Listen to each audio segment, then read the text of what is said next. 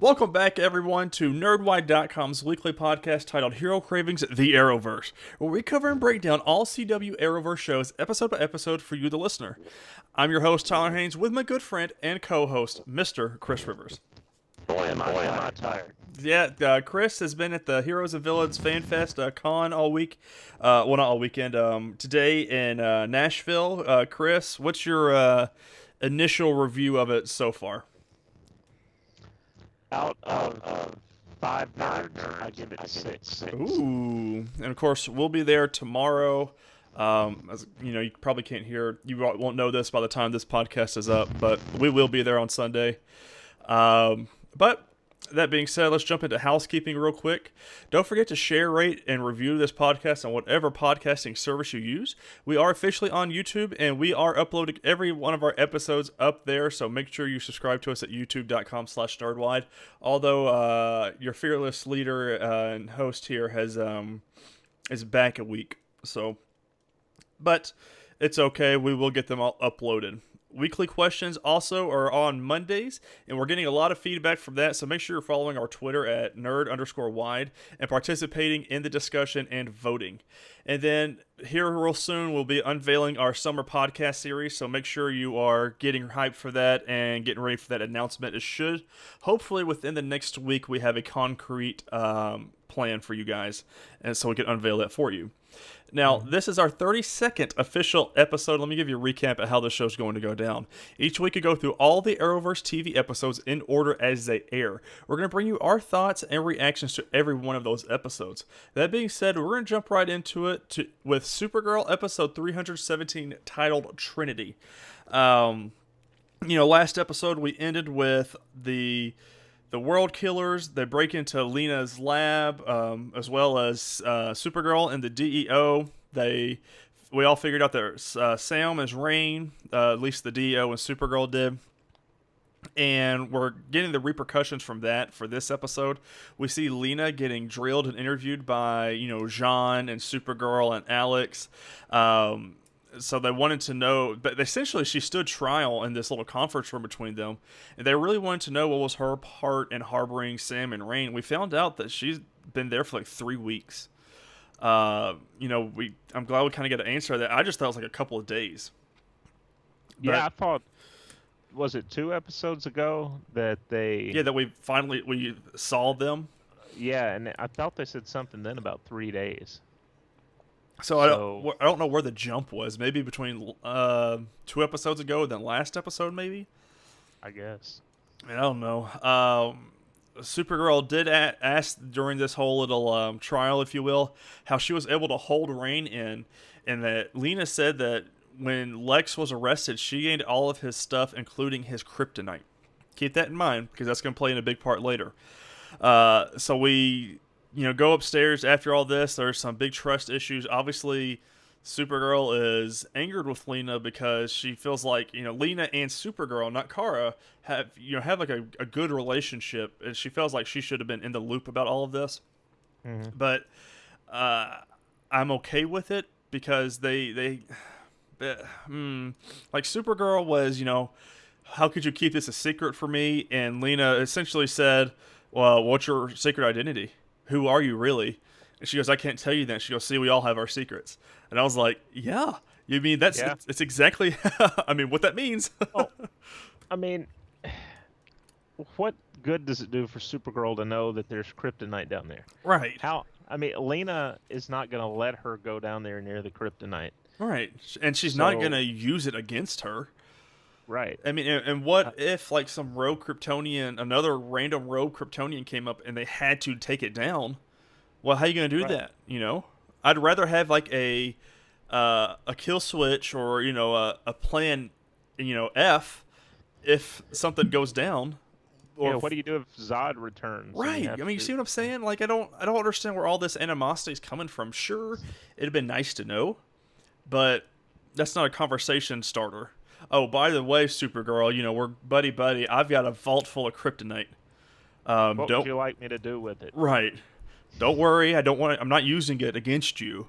But, I don't know. I felt like that was it was written really well, but I just don't feel like that was if it was me in those shoes, I would have handled it a lot differently. So there's some animosity between Supergirl, Alex, and Lena. So we'll see how it plays out throughout the episode.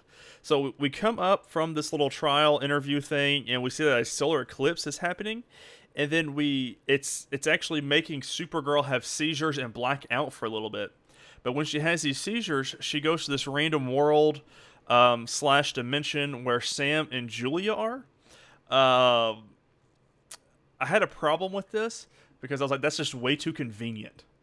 There could have been a different way to do that. Like maybe one of the world killers knocked Supergirl out, and somehow she got teleported there, not just some random seizure. Yeah, I thought it would have made a lot more sense too if they had somehow taken her there, and her powers aren't going to work there, right? Or they're going to gradually drain, instead of her actually choosing to go there. It was just weird to me. I didn't agree with that. I understood the importance of it, but I didn't really. I don't know. One, it felt rushed, and two, it was just poor writing on my half. But while this eclipse, when she comes back from the seizure, she tells everybody about what she saw. We found out that in the Book of Rao that stated that there were 3 witches that would bring darkness to the world. Obviously, the 3 witches in the book are the world killers. We see Lena, Supergirl, and Alex are all going to go into the alternate dimension to try and free Sam and Julia. But before they actually go, Supergirl calls James Olsen to be the Guardian and go to Elcor and betray Lena to look for more kryptonite. We got a lot of what James Olsen's character is this episode, and I loved him absolutely for every single bit of it. Of course, he's not okay with doing this. Again, that's going to play into it later. So Sam was able to break out while they were in this little dimension thing. She woke up for a quick second, was able to put a crystal into the little pod thing, and it did like a little energy burst, and they were able to track her down. Then we see that our team gets out of this dimension when finally makes Alex a suit that uses magnet technology. It looks like it's a plain black suit. There's something like very special about it. Yeah, it only took 3 seasons. Right. I mean, come on, come on, win. And it wasn't very. I mean, I think it'd be cool if they had some sort of Supergirl symbol on her, maybe. But I guess that would kind of give away her working for the DEO. But whatever. And we see one epic battle happens. So everyone suits up, and then they go to where this little beacon was transponded to. Of course, Rain does take Sam back over, and a big fight happens. We've got the 3 world killers against everybody. Lena Luthor, she took control of Brainy's ship, the Legion ship, and was helping move around and do things there.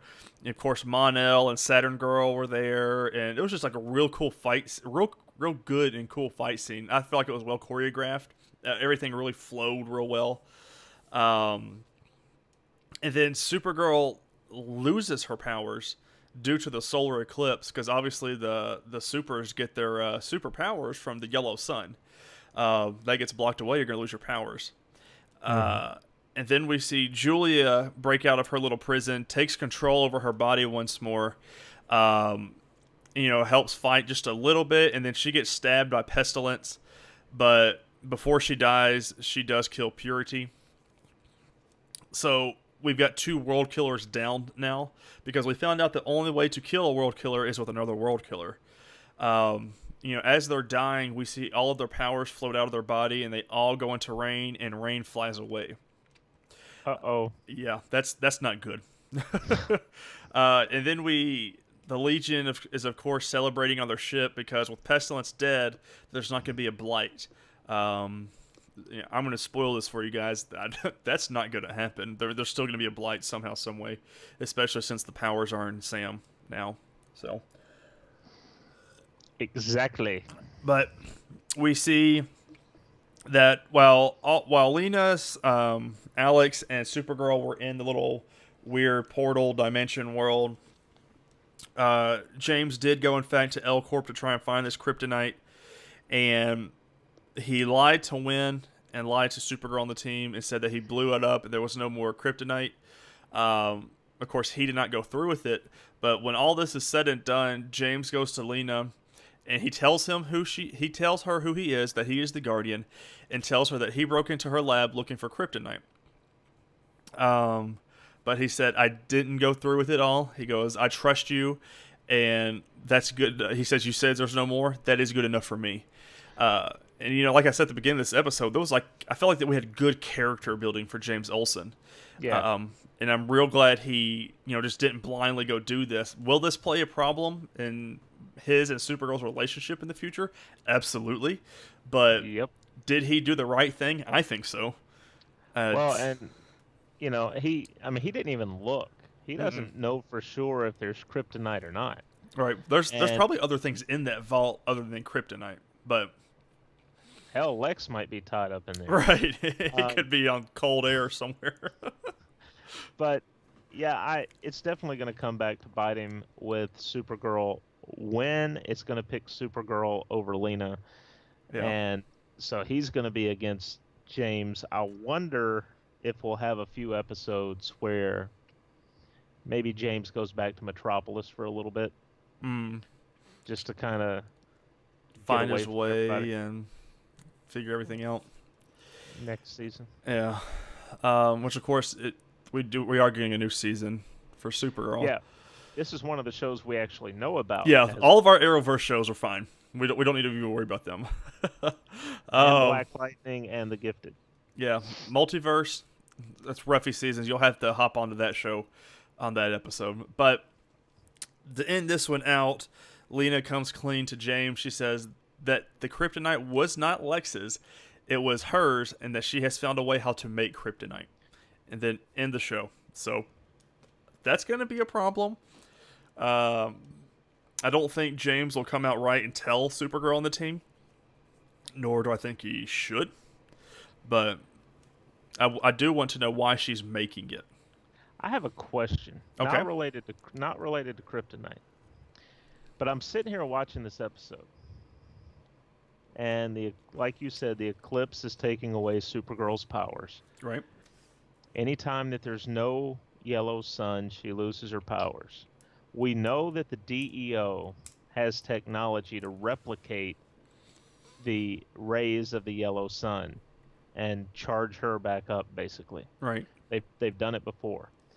Why not have a suit that she can wear, just like her other one, that's somewhat similar to Black Lightning, has some of that technology built into it, so that if there is an eclipse, she can just power that thing on and be like, hey, I'm fine. Right, hit like a button or two and still get hit with radiation.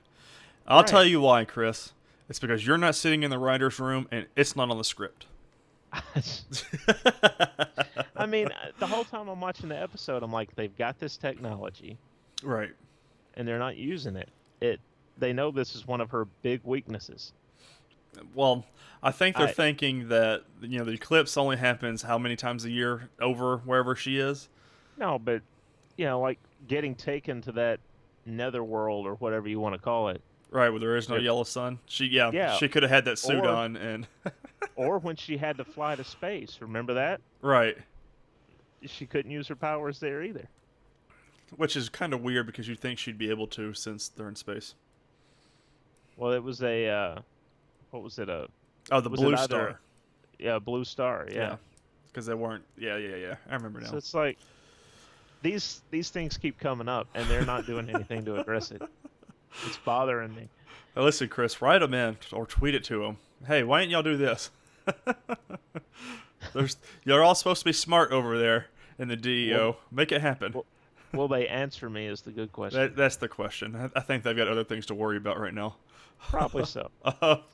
Early numbers for this episode, 0.5 rating, which is steady. 1.60 million viewers, which is up 0.1. And next episode is titled Shelter from the Storm. The previews that I saw was all about Rain trying to find Ruby, and because obviously she's being hidden by the DEO and stuff like that. So The uh other question, huh. the other question with that episode, and I doubt they'll do it. This is another episode with a classic song title as the episode, because Bob Dylan, "Shelter from the Storm." Will they put that song or a version of that song in the episode? I bet They they won't. typically, they typically don't, and it always ticks me off because if you're gonna use a title like that, give us the song. Looking at you, Legends of Tomorrow. Yeah, Welcome to the Jungle. Right.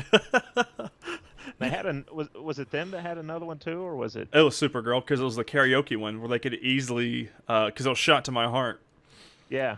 They could have easily done. They didn't do. No. Uh, Next episode we have is Flash episode 421, titled "Harry and the Harrisons." Uh,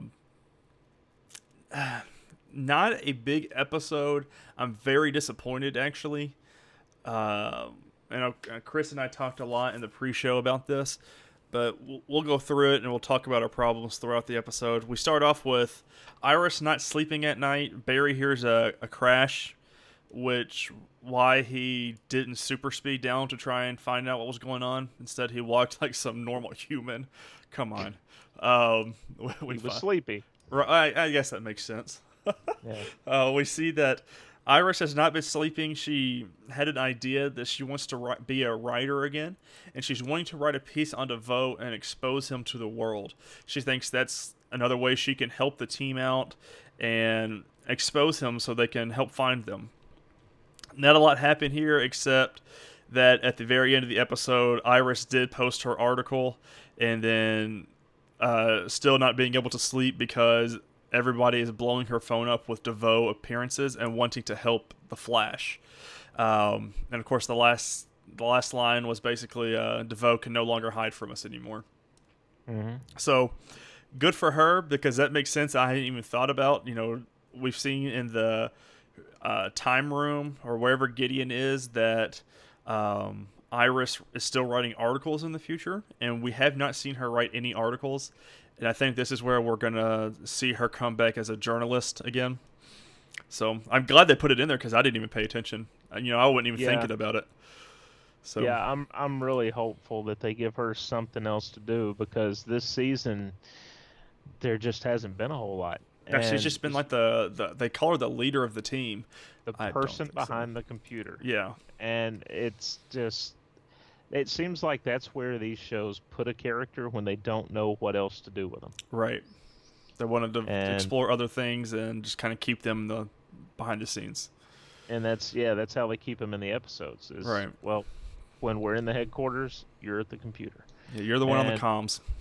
Hopefully, they'll have her doing some things that will be meaningful to the stories in her journalism role next season. Well, I like what they're doing with her, because I like what from what it sounds like, they're well off money wise, which is odd because Barry doesn't have a job, and I'm pretty sure she doesn't either. But I don't understand how she's gonna get money from this, but I don't know, because she doesn't work for a company. if I were Barry, I would buy Jimmy John's franchise. Wow, that was fast. Oh, so we're not sponsored by Jimmy John's. No. Don't sue us. Well, we're not making money off this anyway, so it's okay. If they sponsor us, Tyler, where can they contact us? Well, you could always contact us at for sponsorship inquiries at nerdwide@gmail.com. So, Iris and Flash storyline aside, we see the Council of Wells return because Cisco had an idea to contact them and try and help get Harry's intelligence back. They deny him because they call him a dum-dum now. The Council of Wells is all about the intelligence of the Harrison Wells, and he no longer has intelligence, so he has no part in this group. Caitlin proposes using Amunet to help take down DeVoe. Because this is the first time we've heard or seen Amunet since Barry got almost sold in jail.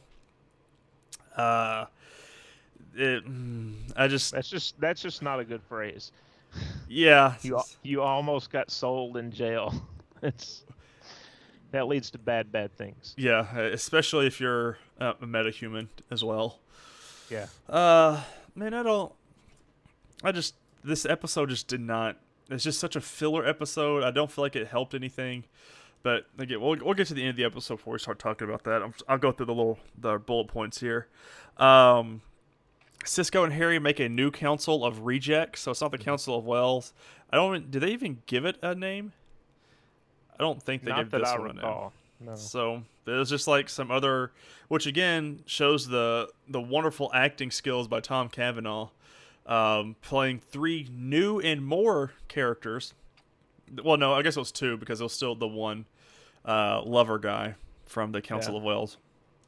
But the team catches up to Amunet. Amunet knows who Barry was because again she almost bought him from jail. She kind of puts two and two together.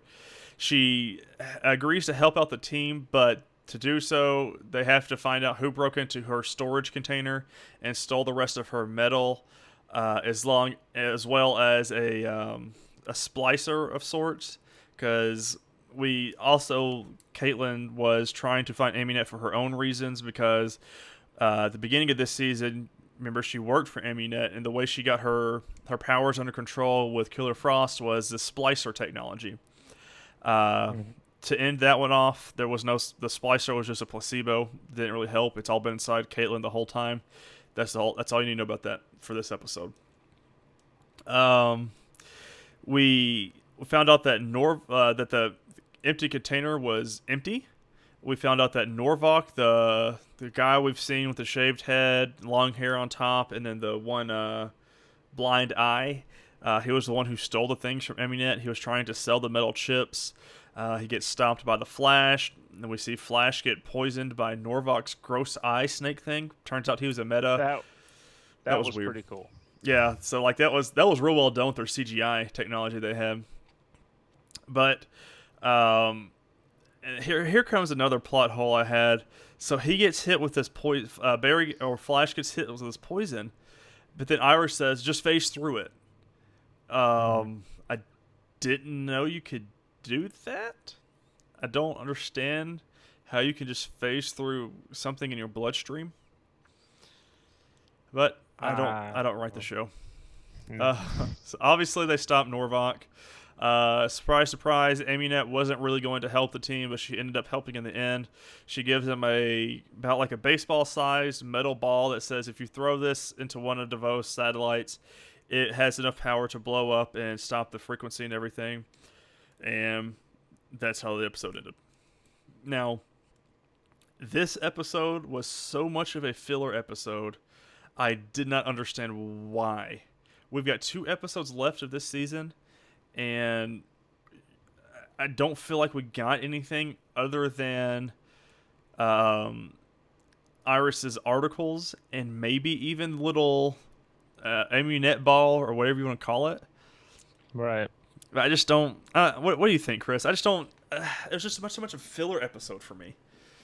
Yeah, for the most part it was. The only other thing that came out of it was Caitlin finding out that she can bring Killer Frost back. It's just a matter of willing it Right. into happening. It's not going to happen as easily as it used to until she starts getting back in that rhythm.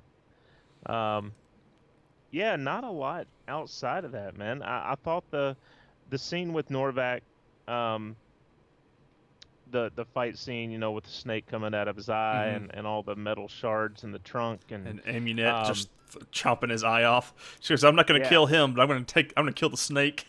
yeah, the snake's got to go. And Right. even the bit where Caitlin has the freeze gun and she creates that deal Icicle. across the ceiling and Joe shoots it down, and that was a nice little bit, that Right. whole little thing there. But outside of that, and the couple of moments that you mentioned with Iris and Barry, and that was basically it. I Like I mean, mean, that the we didn't even get anything from Harry in this Council of Rejects or anything. like Not we're really, not no. getting his intelligence back. They said the only thing, to understand DeVoe, you have to think like DeVoe and empathize with them. I'm like, how's that gonna get his intelligence back? Right. So, but And we didn't. mm, I mean, Cisco helped Harry, mm-hmm. but Cisco really didn't have anything to do this episode. No. Well, he had a big one Um, last week with him we and didn't his see girl breaking up. we didn't see Cecile, No. and we didn't, even though at the end of the episode, um, or near the end of the episode, Caitlin and Joe go to Jitters. We didn't see the mystery girl again, Mm-mm. and I thought when they went to Jitters, we were going to see her. Yeah, we're gonna get a little cameo from her. Yeah, and it didn't happen. Man, I bet the actress is hating life right now because she's not allowed to tell anybody who she is. Right. Yeah. But I guess it keeps her in a job. Early numbers this week: 0.7 rating, which is up 0.1. 1.74 million viewers, which is up 0.04. And the next episode is titled Think Fast. And again, we have 2 episodes left of the season. Think Fast is... it's going to have something to do with Barry. Don't know what else to give you, Chris. Yeah. Well, we do know the mystery girl is a speedster, so maybe we get more on her. Because we've only got... I just hope we get an answer for her this season. Because, I mean, Yeah. I don't want it to be like a cliffhanger season, as far as her. A couple of weeks back, we had that news that they said in the finale, you will find out who she is, Okay, good. and you will get an idea of how she's going to impact things next season. So, yeah, she's definitely from the future then. Calling her right now. Next show we have is Arrow episode 622, titled The Ties That Bind. Very well done episode. Even if it had Renee in it, still was a good episode. Started out with the Queen family cooking dinner, and they're having breakfast for dinner, and we find out that Felicity is having a problem with Oliver because he isn't out trying to take down Diaz in the city. I've got a question mark on this bullet point for the notes because I'm like, you almost just lost him to jail forever, and he's with you and y'all's son or adopted son, whatever you want to call him, and cooking dinner, hanging out, having a good time with William, and you're worried why he's not out there trying to risk his life to save the city. Right. Y'all just got a big win. Why? Very, very weird. Yeah, that didn't make sense to me. And when you get to the first part of this, with that big montage that went on, when you get to Renee, I got a question. Ooh, okay. So of course, we're all they're sitting there eating their well-made omelets for dinner. We see that Diggle is at his at the doctor. We see the doctor we always see. She says basically your arm is 100% cured. I don't know what you did, but you don't have any nerve damage anymore. You're good to go. We see the rest of the team. We see Curtis at the loft, Helix's loft now, and with his boyfriend. He's kind of showing everything off, and we see Renee watching hockey with his daughter. And now this is the montage you're talking about coming up, right?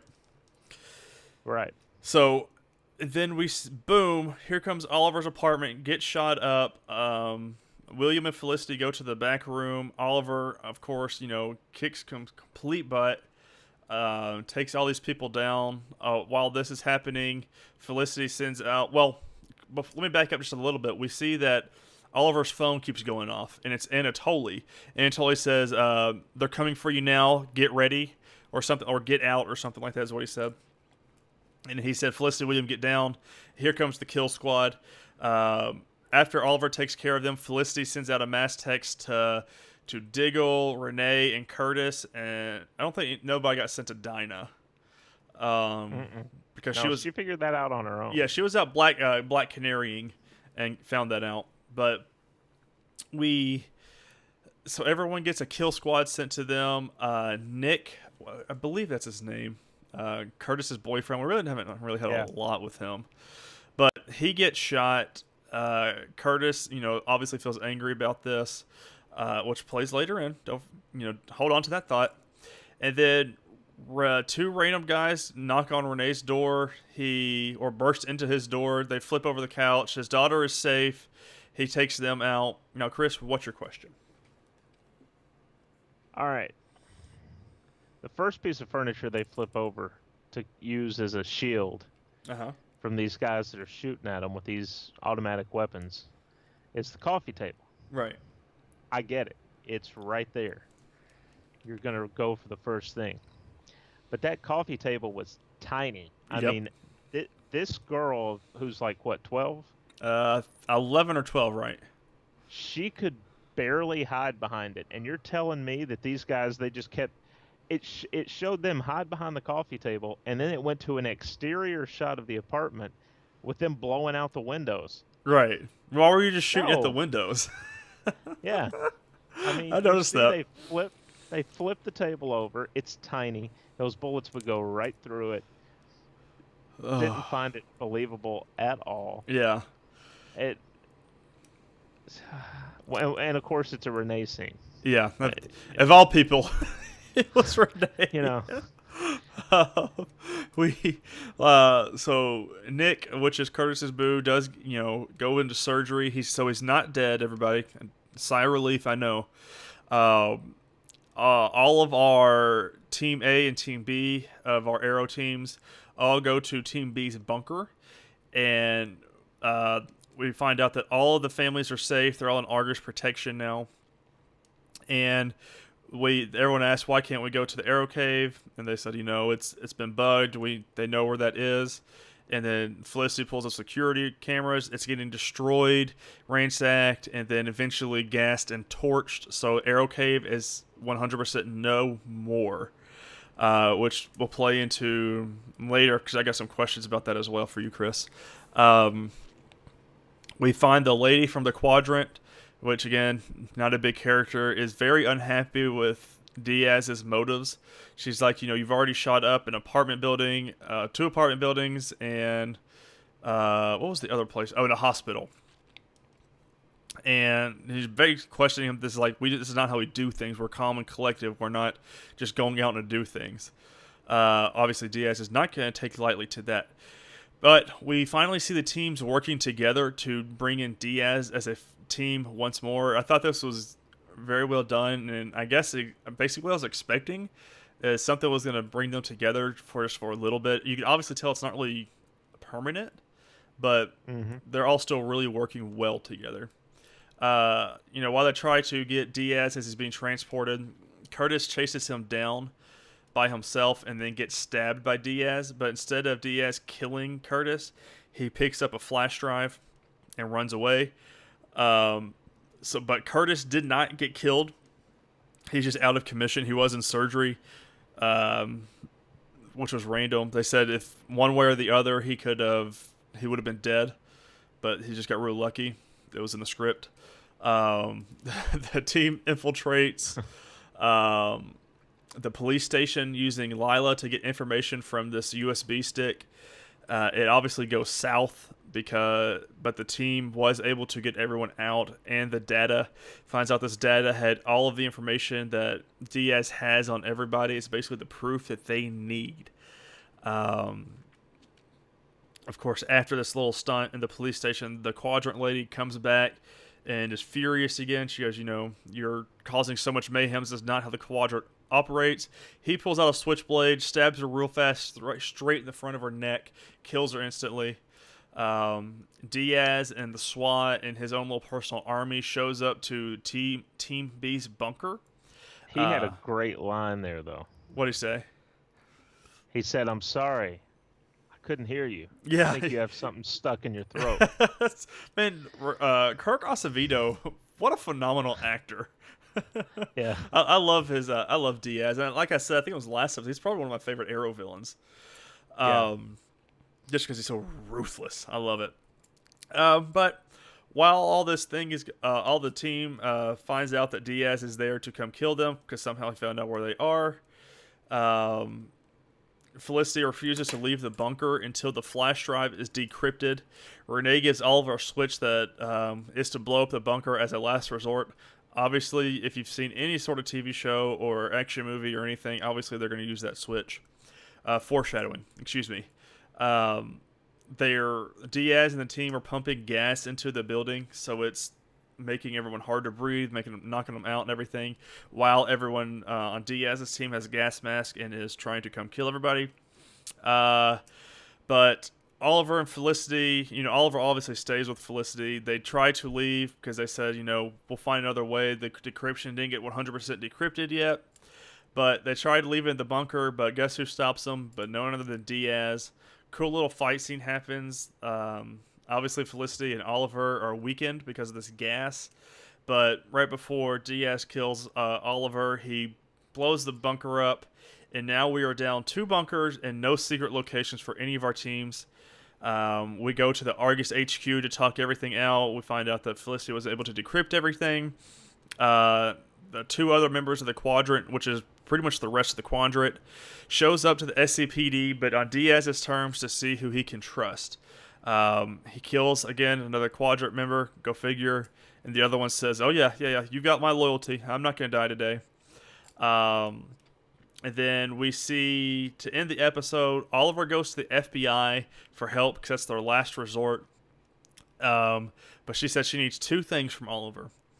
She said the first one you already know. He says, fine, I am the Green Arrow. And then that's how it ended. And we never found out what the second thing was. Right. But, Chris, great episode, first off.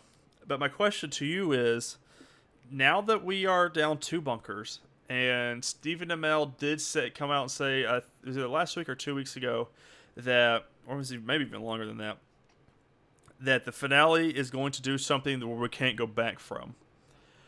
Mm-hmm. Do we have any more of a hint of what that could be now that we've got 2 bunkers down, and that he's, admitted to the FBI that he is the Green Arrow? I don't know what else. I just don't know. I know what I would like for them to do. I would like for them, and I know Warner Brothers will not let them. I would love for this to be the start of, say, the government saying we're going to sanction a team of heroes, and it is the start of the Justice League on TV. Ooh.